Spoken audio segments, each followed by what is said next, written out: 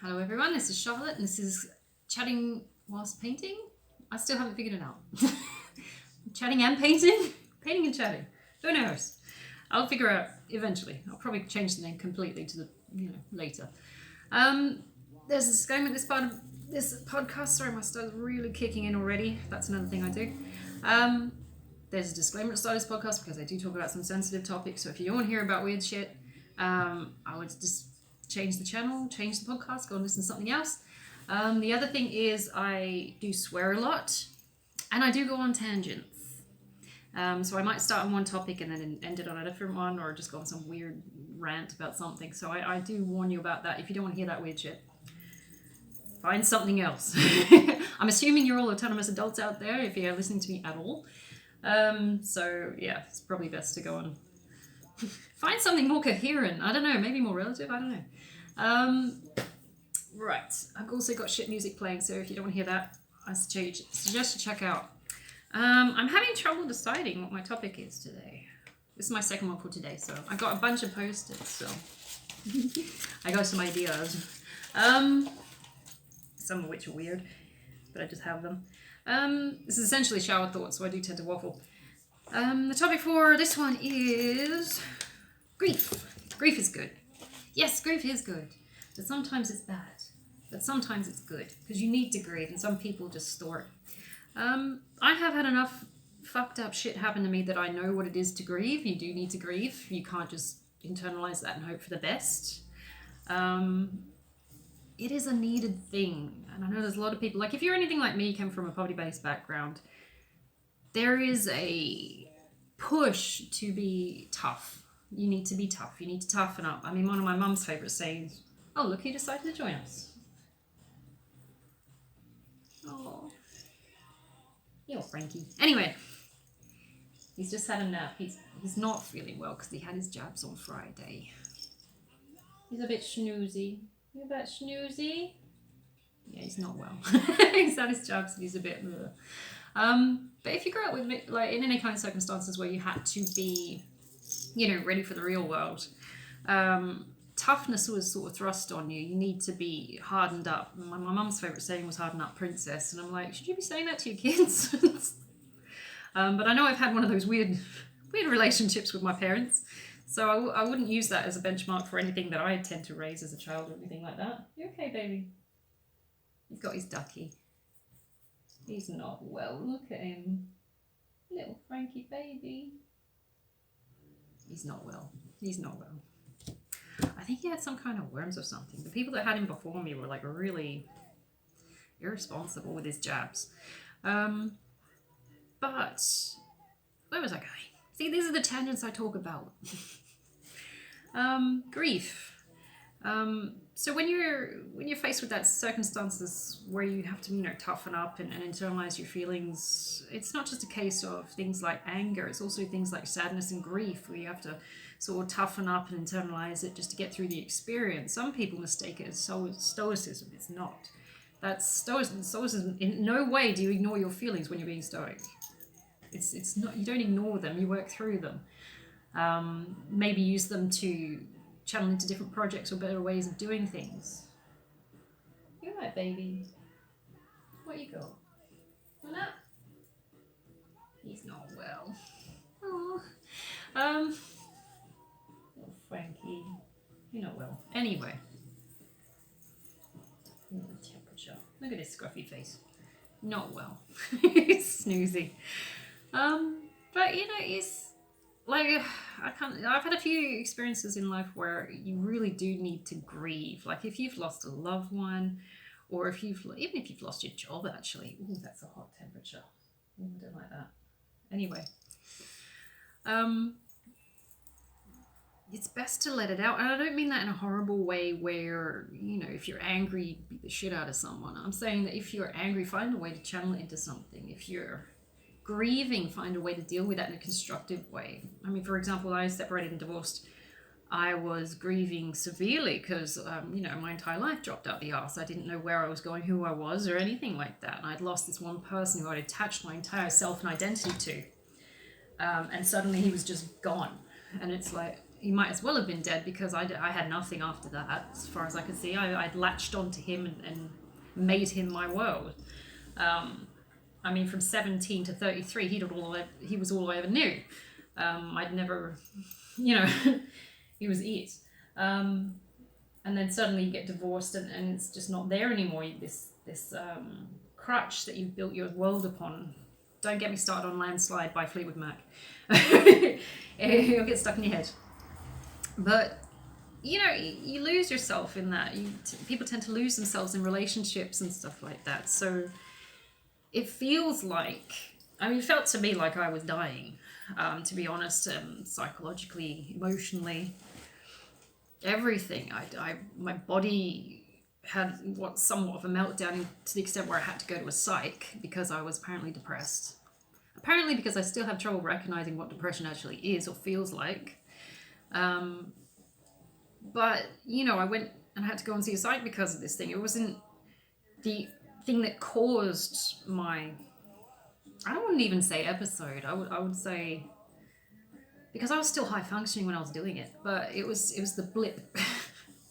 It wasn't what caused it, but it was the tip of the iceberg, because it had been 20 years of abuse from parents. Then I, you know, moved out with my now ex-husband for 10 years, dated him, and then married him for 6 years. So we were together 16 years. So I was with my parents 20 years. And by the time I got to the end of that, 33, 34 years, I had just this amount of abuse from my childhood had mounted up, and I had internalized it because I had it beaten into me to internalize it. You know, the whole, we don't talk about shit outside the family, you take it and you move on, you keep going, you harden up, there's all this extra crap that we condition ourselves to just get through experiences. The Xanax of cognitive behavioral therapy. It's not even therapy really, is it? It's abuse, self-abuse. But the conditioning, it's the numbing to get through these experiences. We just sort of thrust on ourselves, and if you just shut up and get on with it and ignore it and internalize it and don't go back to it, because you don't have to deal with that anymore, it's in the past and we're not going to think about it again, and therefore, you know, it doesn't exist, which is bullshit, because it will come back again, as I'll explain. Because then I had 16 years of this guy who was a covert narc, who then became an overt narc, really, because it was all for show at the end. It was all vanity and bullshit. But I dealt with them, I dealt with him.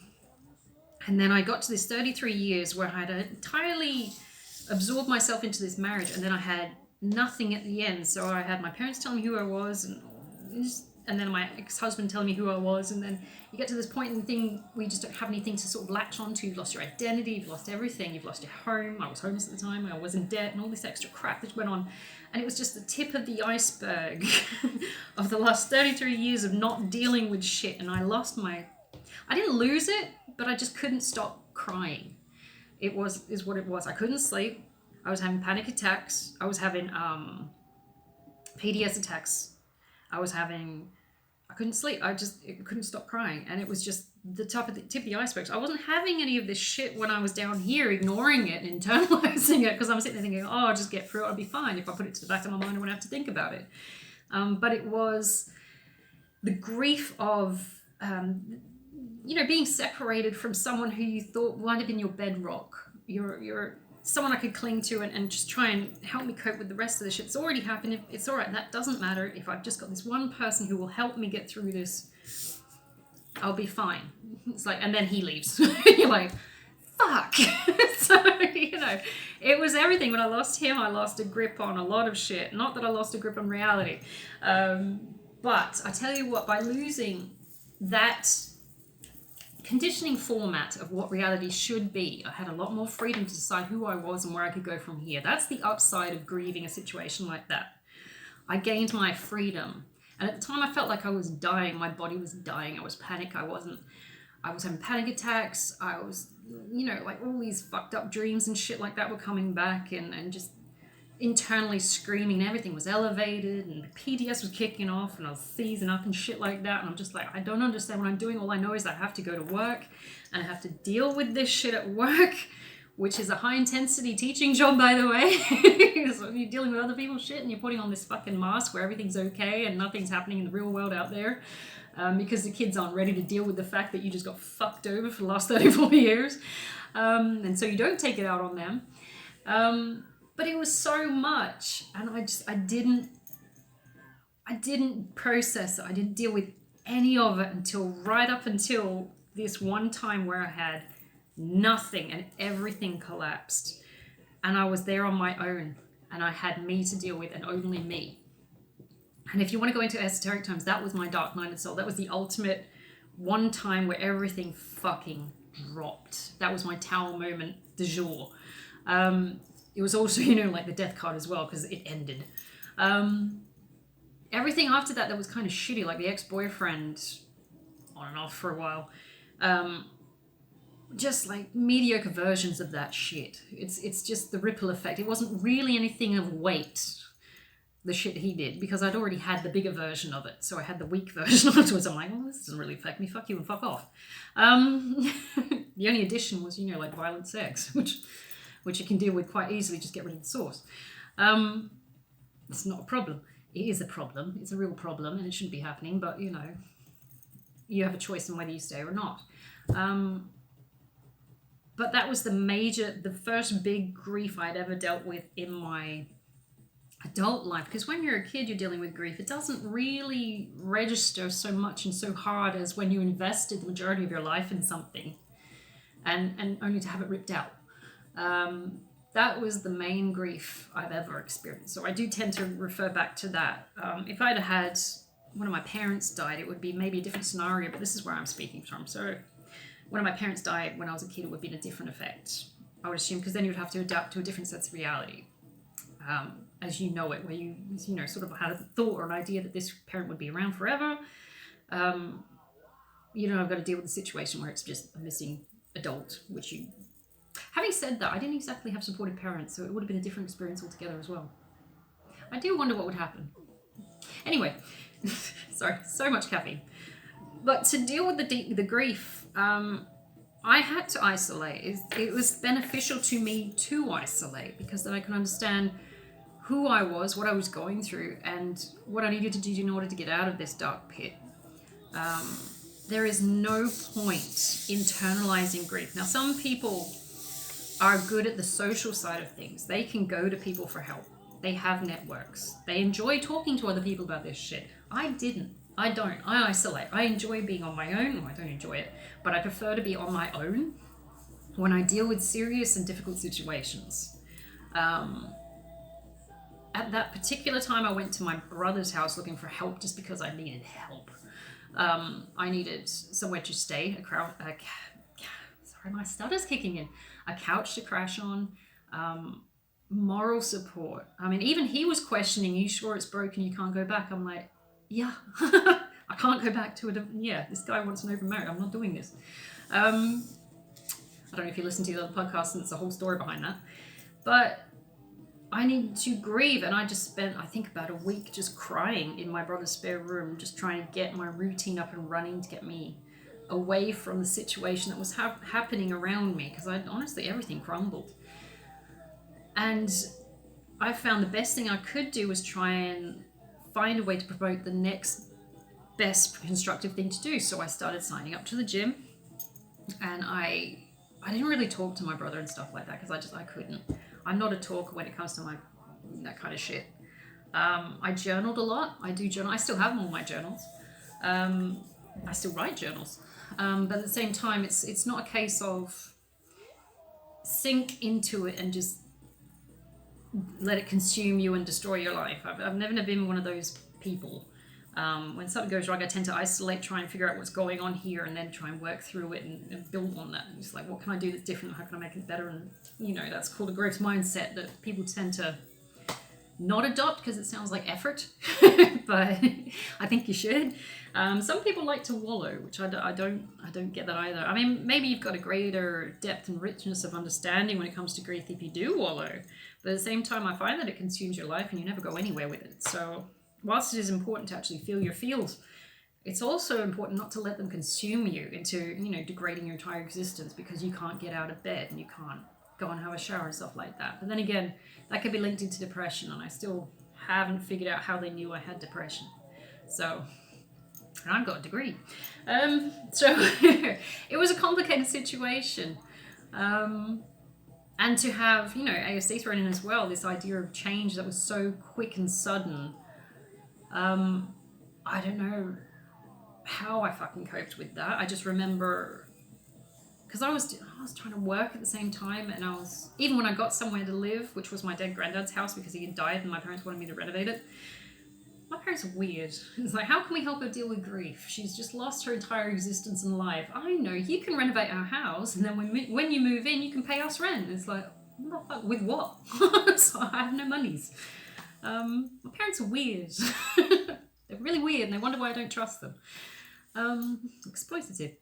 But I was also working through the physical sides of grief as well. I mean, I would put on music and I'd be sitting there painting my dead granddad's house. Another thing I didn't grieve properly. That was a weird year, 2018. I was like, oh, dude. It was a weird year. 2018. January, I left my ex-husband. By February, my granddad had died. By March, my nanny had died. No, February.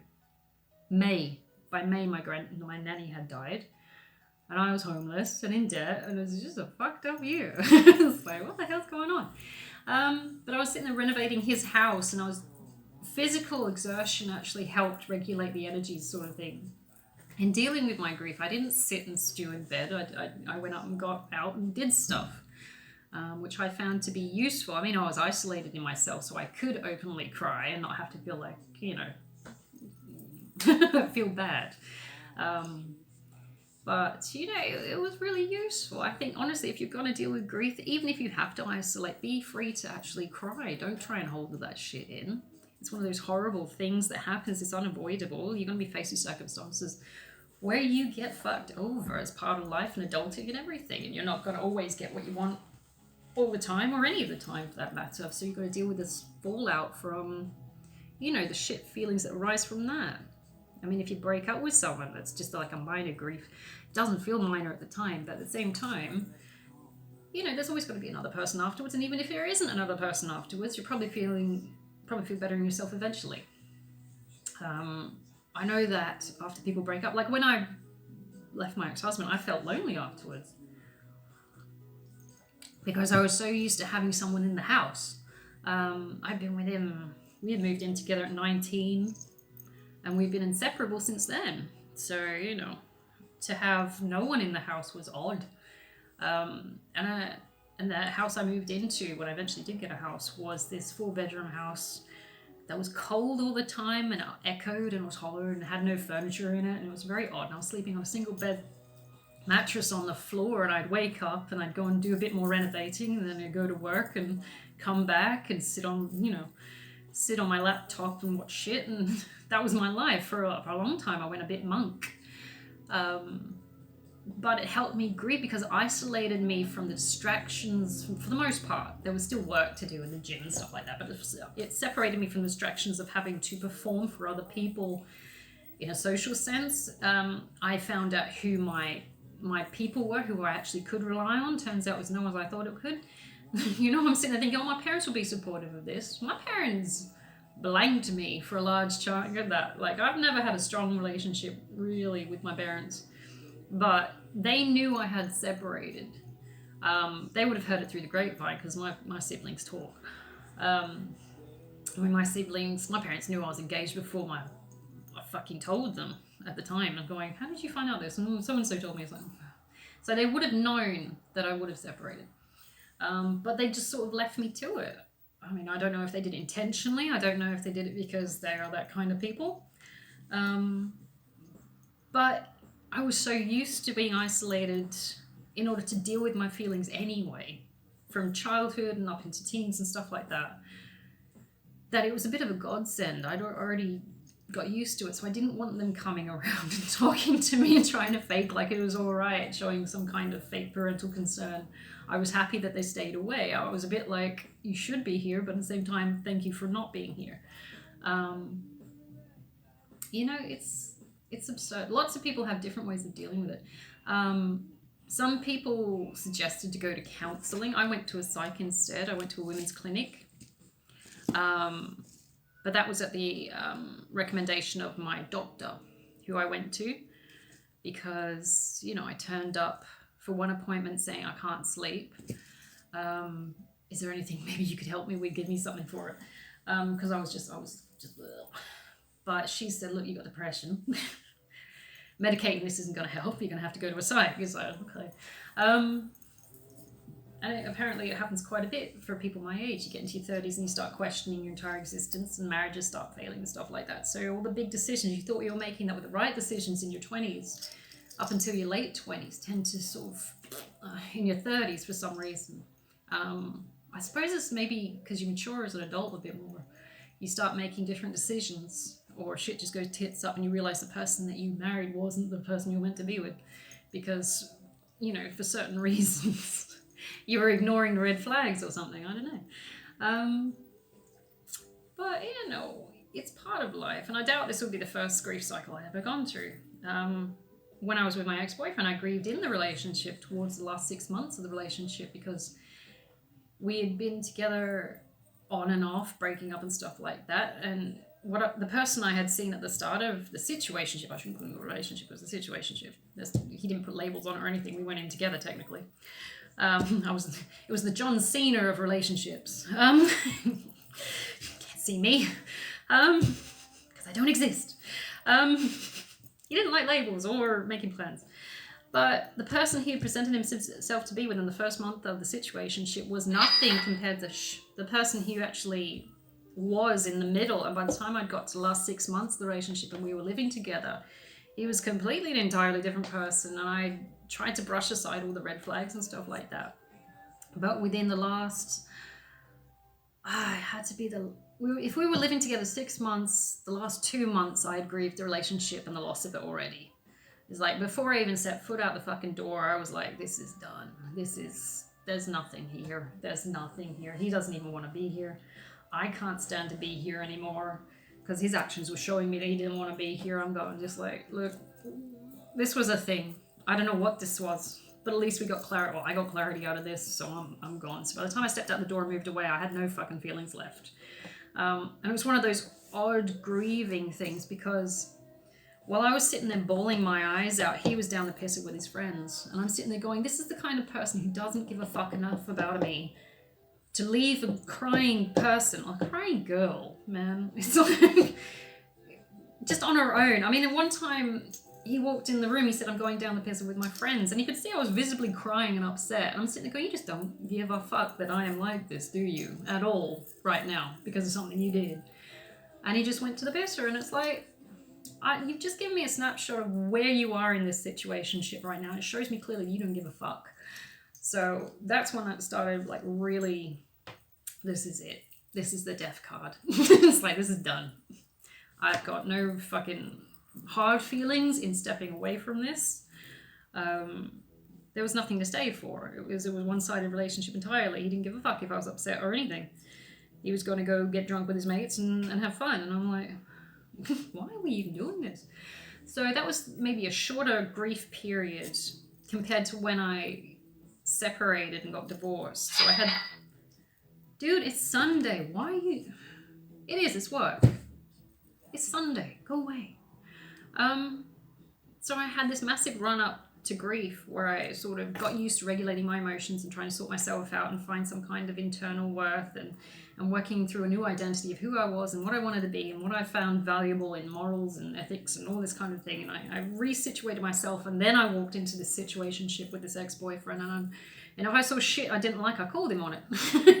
and it created a problem in the relationship, I say, situationship.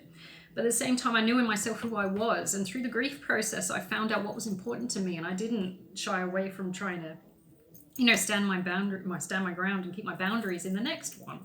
So it's valuable to go through the grieving process. Whereas if you're just going from relationship to relationship, trying to sort of band-aid this shitty relationship at the start, you're not going to actually heal with it. And you're not going to grieve. The negative things and the horrible experiences that have gone through, you're not going to restabilize yourself if you don't actually face those emotions and go through the sadness and depression and the shit experiences. You're just going to try and cover it up and internalize it and bury it deep inside like a giant cyst of yuckiness. But eventually that shit's going to erupt. It's going to come back to bite you in the butt, bite you in the ass. And that's how you get septicemia.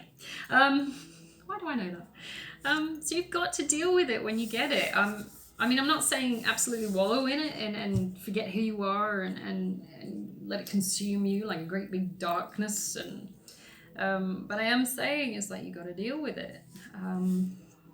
It's important to deal with it. Some people just shy away from it because it's a difficult feeling and you don't want to actually deal with it.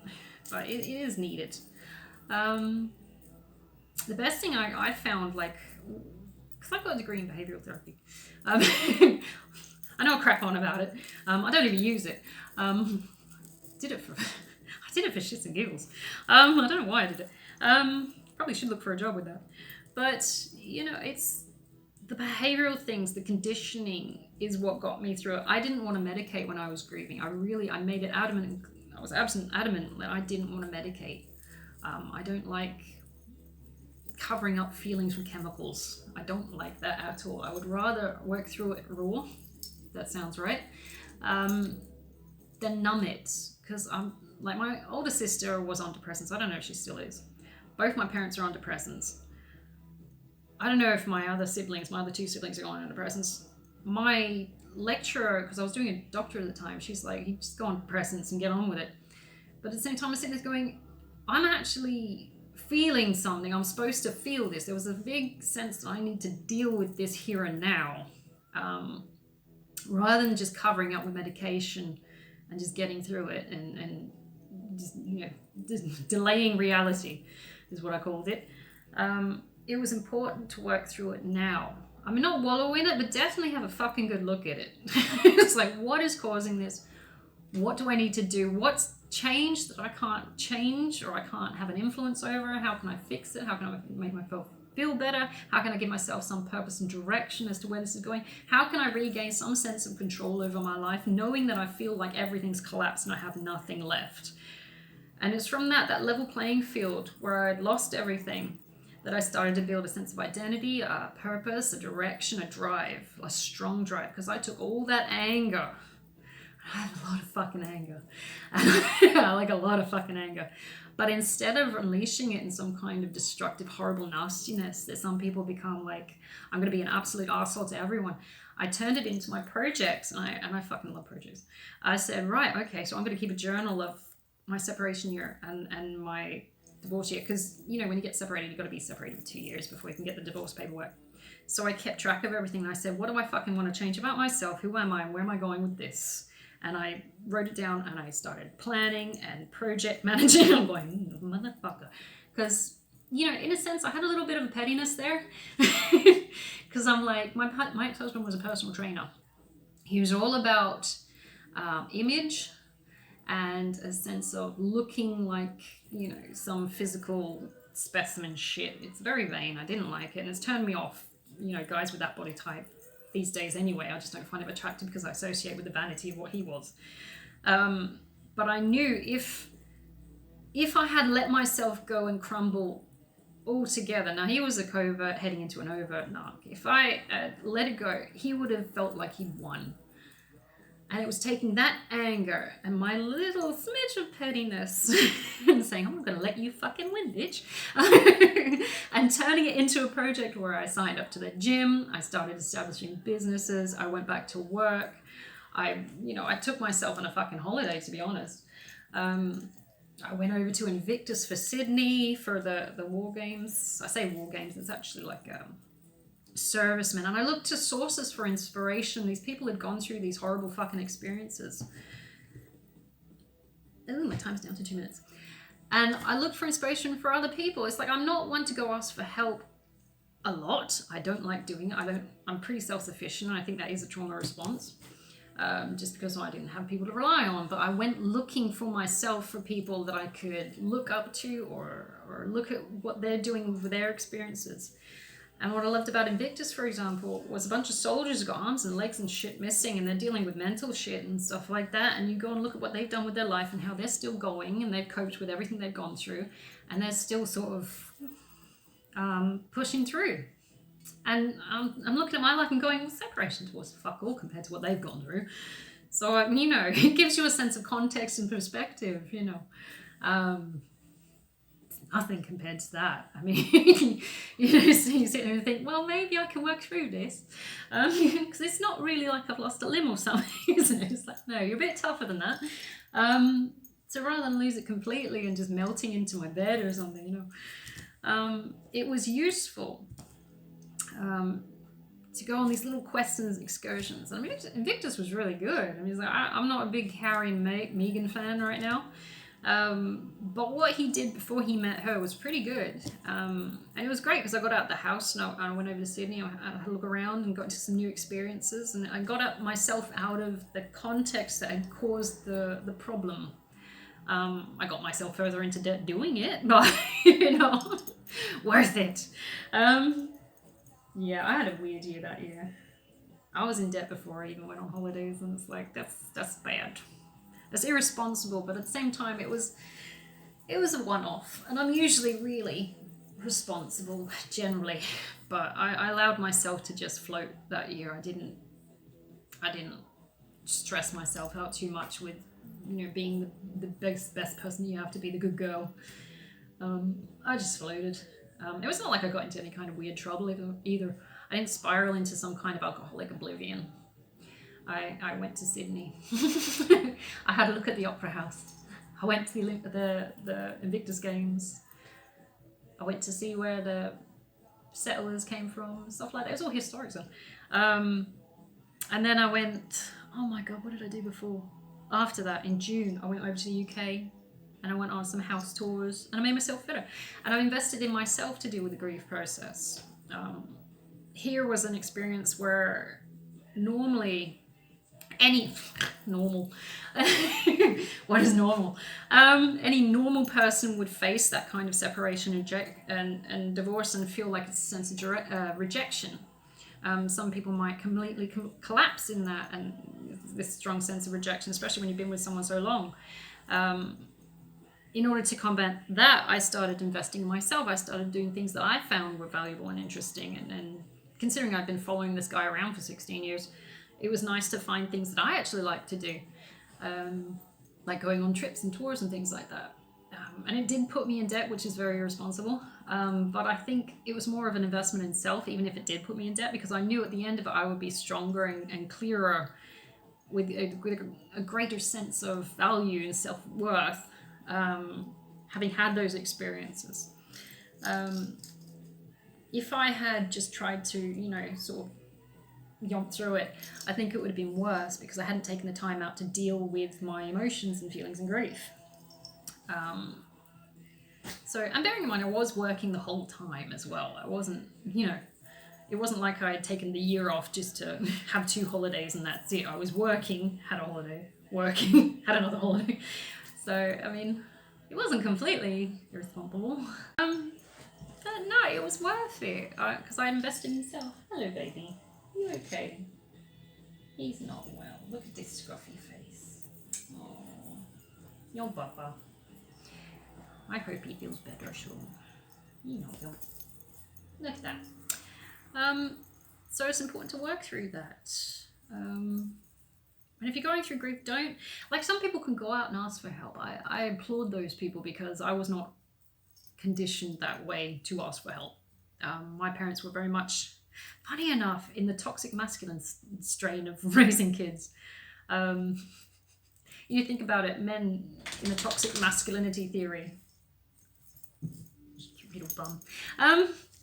You men in the toxic sense are told to harden up and internalize their feelings and don't feel anything, and you've got to be strong and you've got to keep going and pushing forward and all this shit. And it is toxic because you internalize and eventually you snap. You lose your shit. All that emotion and stuff you've bottled up will go into something like Band-Aid solutions, like medication or drinking or drugs or sleeping around to try and ease off some of the steam. And of course you ruin your life because you end up with alcoholism and drug addiction. Your life goes off the rails because the core of the situation is you haven't dealt with the feelings because someone's been cramming it up your ass your entire life that you have to fucking internalize them, and you don't. And it is absolutely okay to stop, observe, examine yourself, internalize and observe what's going on. and try and regulate what's happening, because obviously you're angry for a reason. It's not just a case of it's a chemical imbalance because we've got too much testosterone. It's like shit happens, and we can absolutely relate to what's going on with guys because we as women feel it too, and we see it. We maybe react in different ways because we're socially conditioned to react in different ways. And if a woman gets angry, she's fucking crazy or hormonal. It's like we don't get to be angry either, so we're on board, you know, it's okay. Girl starts crying, it's like, oh, she's just weak and feeble, and it's like, guys are allowed to cry too. You don't have to see yourself as weak or feeble. It's a biological function. Cry, damn it. Even if you have to isolate like I did, I bawled my ass off for like a solid year, just crying.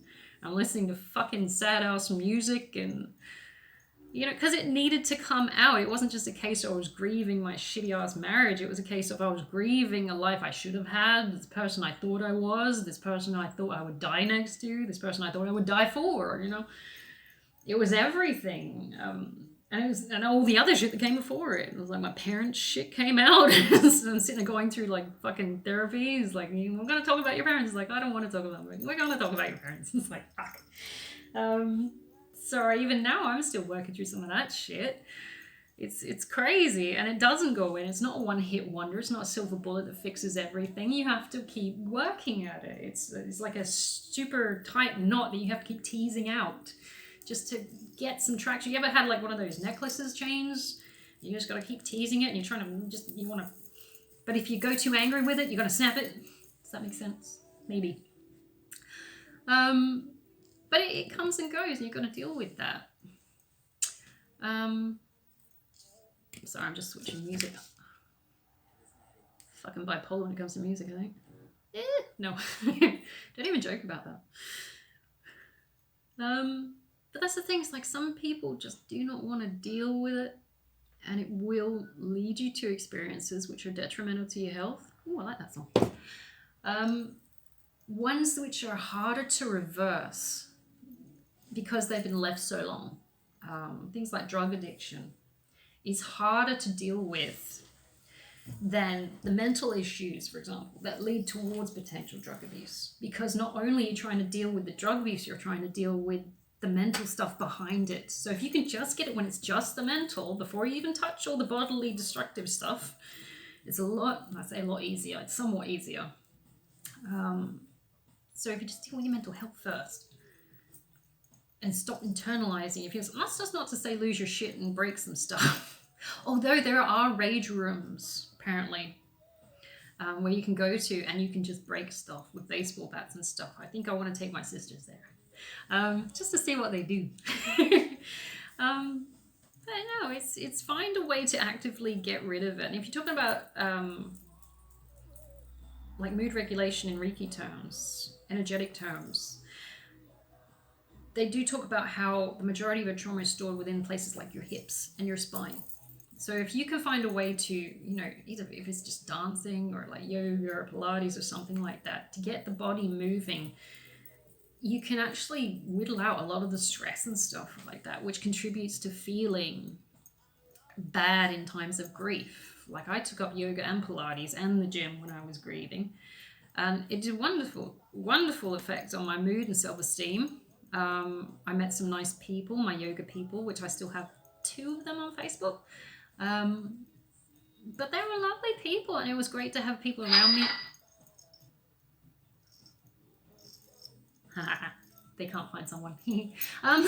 Sorry. I keep getting ads for places where I've refused to work because they were horrible, and now they're having trouble finding people to fill positions, and I found that funny. Can't think why. Poetic justice. But no, it's good to get out and get active. Some people go for runs, some people do boxing, some people, like I was watching on the Invictus thing, some people do motor rugby in wheelchairs, and that's crazy. That was scary to watch. I don't know, because I felt bad. I'm sitting there going, you're going to hurt yourself, and then I thought, no, wait a minute, they're fine. They're not going to hurt themselves to a degree. They'll be all right. They're quite trained for that. So yeah, if you can, I mean, if you're a social person, maybe go out socially, but don't make it in a destructive way. You just go out and get blind drunk and stuff like that. Don't go out socially to, you know, sleep around or stuff like that, because that's just going to end in all kinds of horrible things that not dealing with your feelings, just covering it up with external validation and stuff like that. It's weird. I'm going to have to leave it there, I think, because my time has gone off already. And I will say, if you are going through grief, absolutely feel your feels, don't internalize. Go and look for help outside of your situation as well, if you're one of those people that like counseling and stuff like that. I went to a psych because I got assigned to a psych. They didn't carry around me out in a straitjacket. I went willingly, but you know, my doctor was concerned. So she sent me there. And you know, try and see it in a positive view. Here is something that's happened in your life that's absolutely catastrophic at times. You can lose absolutely all sense of reality because of your life just dropping out the arse. But here's a chance for you to also rebuild how you want it to be. And I will emphasize that because I was not myself before I had this horrible event. I was living very inauthentically because I was what other people wanted me to be. And in this horrible experience happening, I got a chance to actually be who I wanted to be, without the white noise and the conditioning of other people's expectations on my ass. And it was actually a blessing because I came out of it a lot stronger and a lot more resilient and more standing my ground and you know, standing on my business and saying, look, if this isn't going to happen again, I will stick up for myself and I'm not going to put up with your shit. And so you walk out of what could potentially be the next experience, which should be a lot longer. Could have been a lot longer had I not, you know, stuck to my guns and said no. So I will say that. it's what do they say in The Crow? It can't rain all the time. It's a shit experience. It won't last. You'll be fine. You'll get through it. It's just the process of working through it that's the challenge. And often we're not given the tools to be able to deal with the situation, and that's what makes it tricky and stops people from wanting to address grief. So if you're going through grief, I will say get out and get active, go and look for help, reformat your life if you need to, your identity if you had to, like I did, and it's not going to last. So don't stress too much. It does get better, obviously, because time's going to keep going whether you want it to or not, and nothing stays still for too long anyway. We just keep moving. Think about the ether, it's just one big river, it just keeps going. You don't get to stop that, it'll just twirl around you and keep going. It's like, I ain't fucking stop you. I don't know if anyone's into energy reading. Anyway, I'm going to leave it there, and I hope you have a fantastic Sunday, and I'll do another one hopefully maybe tomorrow or something like that.